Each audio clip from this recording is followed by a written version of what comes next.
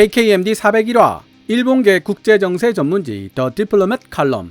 전 세계에서 러브콜을 받고 있는 대한민국 방산업, 차기 정부에서도 방산 수출 드라이브는 계속될 듯.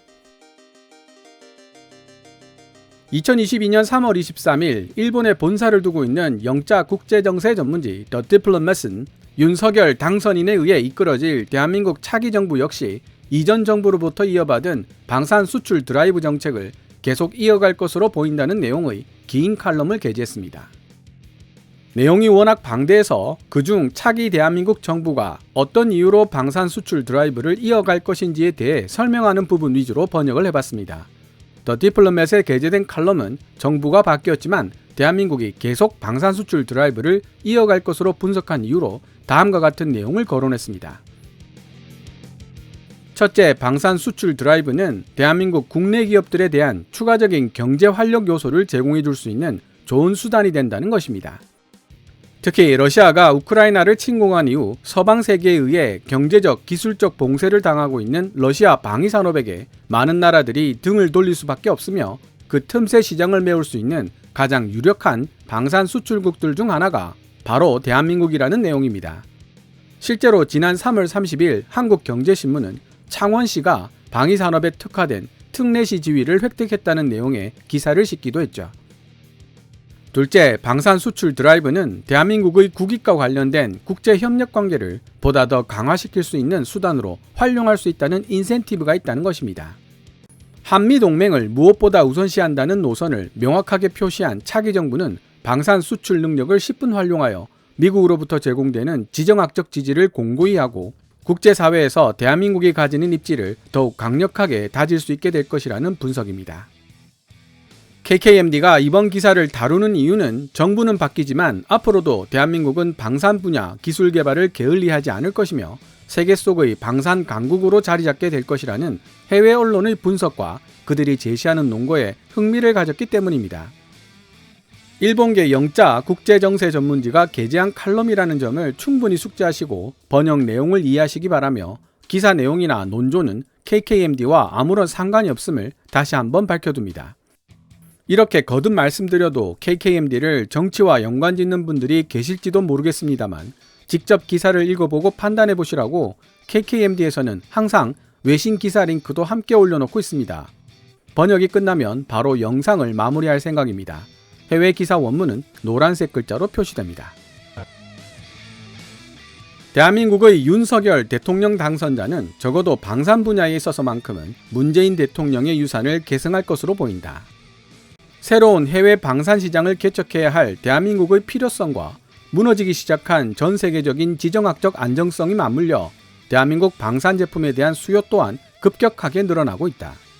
한국산업연구원은 2014년 폴란드가 K9 썬더 자주포를 인수한 배경에는 러시아의 크림반도 침공으로 유발된 군사적 긴장 상황이 있었다고 밝혔다.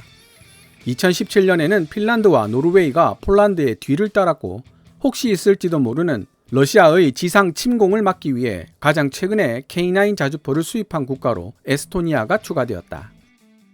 K9 자주포의 기동성과 효율성 그리고 상대적으로 저렴한 비용 등을 감안해 볼 때 올해 들어 다시 시작된 러시아의 우크라이나 침공을 우려스러운 눈길로 지켜보고 있는 나토 회원국들은 앞다투어 K9 자주포의 수입량을 더욱 늘릴 것으로 예측된다.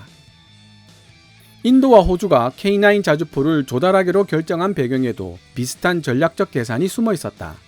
파키스탄 및 중국과의 국경 분쟁에 직면하고 있는 인도는 최전방 부대들을 지원하기 위해 더 빠른 속도와 긴 사정거리를 지닌 자주포 도입의 필요성을 깨닫게 되었고 2017년 마침내 인도 정부는 K9 자주포 구매 계약에 서명하고야 말았다.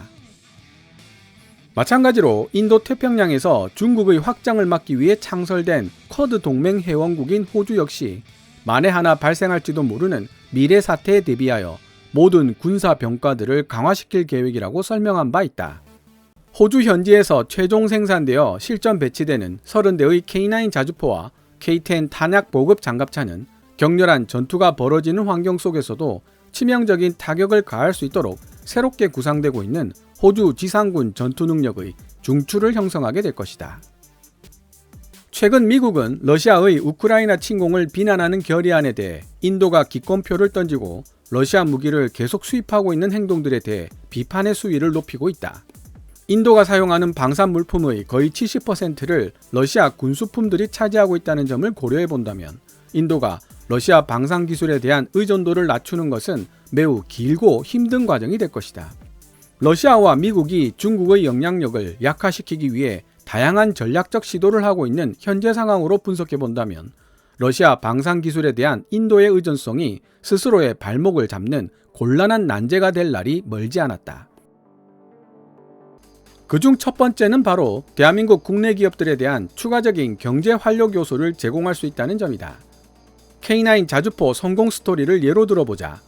대한민국 남쪽 해안에 위치한 창원시를 중심으로 대략 1천여 개의 업체가 하도급 계약을 맺고 K9 자주포 부품을 생산하고 있다. 2021년 대한민국 정부가 K9에 사용된 독일제 엔진을 국산 엔진으로 교체하겠다고 발표했을 때 창원산업진흥원은 국산 엔진 제조에 관련될 하청업체만 350여 곳에 이를 것으로 추산했다. 두 번째 인센티브는 대한민국의 국익과 관련된 국제협력을 보다 더 강화시킬 수 있다는 데 있다. 국제무기거래는 보통 기술 공유, 합동 군사훈련, 그리고 더 강력해진 상호 신뢰를 통한 외교정책의 긴밀한 조정과 함께 진행된다. 예를 들어 멜버른에서 가까운 거리에 있는 질롱에 현지 생산 공장을 건설하기로 대한민국이 약속하면서 호주와의 K9 수출 계약이 성사될 수 있었다. 한편 이집트에게 K9 자주포를 수출하면서 대한민국은 운용 및 정비 훈련 등 군사 협력을 제공하기로 약속했다. 2022년 3월 UAE 국방장관은 방위산업 협력 확대와 향후 방위협력 사안에 대해 논의하기 위해 서울로 직접 날아와 대한민국의 서욱 국방장관과 회담하기도 했다. 이런 종류의 방산 거래는 대한민국의 국제적 위상을 실질적 협력에 기반을 둔 글로벌 중추 국가 수준으로 끌어올리기를 원하는 윤석열 당선인에게 대단히 유용할 수 있다. 윤석열 당선인은 이미 한반도에 배치되어 있는 사드에 더해 대한민국을 미국의 글로벌 미사일 방어체계에 편입시키겠다는 의지를 분명하게 밝혔다. 안보와 경제적 이익을 보호하기 위해 미국과 중국 어느 한쪽에도 치우치지 않겠다는 문재인 정부의 외교 정책과는 확연히 다른 노선을 보이고 있는 윤석열 당선인은 그 어떤 것도 한미 동맹을 약화시킬 수 없다고 생각하던 시점으로 되돌아가는 것에 우선순위를 두고 있다. 이러한 외교 노선에는 역사적 응어리를 극복하고 일본과 군사동맹을 맺는 문제와 필요하다면 북한의 미사일 기지를 선제 타격할 수 있다는 의지를 표명하는 문제들이 포함되어 있다. 잔혹한 식민지 지배를 통해 한반도를 착취했던 일본의 만행에 대한 선명한 기억을 잊지 않고 있는 한국인들은 지금까지 일본과 군사적 연대를 맺는 것을 금기로 생각해왔다. 윤석열 당선인을 차기 대통령으로 내세운 대한민국은 앞으로 인도태평양 지역에서 미국의 안보 태세와 보조를 맞추게 될 것이다. 폴 라카메라 한미연합사령관은 2022년 3월 하원 군사위원회 청문회에 출석해 대한민국이 호주와 일본 등과 함께 한반도 밖에서 추가적인 군사훈련을 실시할 수 있도록 유도하는 데 미국이 많은 노력을 기울이고 있으며 북한 김정은에게 압박을 가할 수 있는 실질적인 미사일 능력을 획득하는 데도 큰 관심을 가지고 있다고 설명했다. 미국은 윤석열이라는 믿을 수 있는 협력자를 찾았고 윤석열 당선자는 대한민국의 방산 수출 능력을 10분 활용하여 미국으로부터 제공되는 지정학적 지지를 공고히 하고 국제사회에서 대한민국이 가지는 입지를 더욱 강력하게 다질 수 있게 될 것이다. K9 자주포와는 별도로 대한민국은 잠수함 발사 탄도미사일 SLBM을 자체 개발했고 이스라엘의 아이언돔보다 월등하게 우수한 성능을 가졌다고 자부하는 차세대 저고도 요격 미사일인 천궁3도 현재 개발하고 있는 중이다. 비록 미국의 미사일 방어체계로부터 전략적인 자주성을 확립하기 위한 목적으로 시작된 한국형 미사일 방어체계 KAMD였지만 대한민국 미사일 능력의 발전은 미래의 방산 거래를 통해 해외 동맹국들과 적극적으로 협력하기를 희망하고 있는 윤석열 당선자에게 큰 도움이 되어줄 것이다. 문재인 대통령과 윤석열 당선인의 외교 정책은 전반적으로 매우 다른 기반 위에 형성되어 있다. 하지만 전임자인 문 대통령은 방산 수출에 새로운 힘을 불어넣어 후임자인 윤 당선인이 이를 재구축할 수 있는 기반을 마련했고 우리는 앞으로도 대한민국 방위산업이 계속해서 성장하는 모습을 지켜볼 수 있게 될 것이다. 오늘 KKMD에서 준비한 내용은 여기까지입니다. 좋아요와 구독 신청은 제작자에게 큰 힘이 됩니다. 방송된 내용들은 KKMD 블로그에서도 읽어보실 수 있으며 구글 검색창에서 KKMD를 검색하시면 됩니다. 또한 후원 멤버로 가입해 주시면 영상 제작 지원과 더불어 업로드된 영상을 더 일찍 만나보실 수 있습니다. 지금까지 시청해 주셔서 감사합니다. Kevin's Military Channel KKMD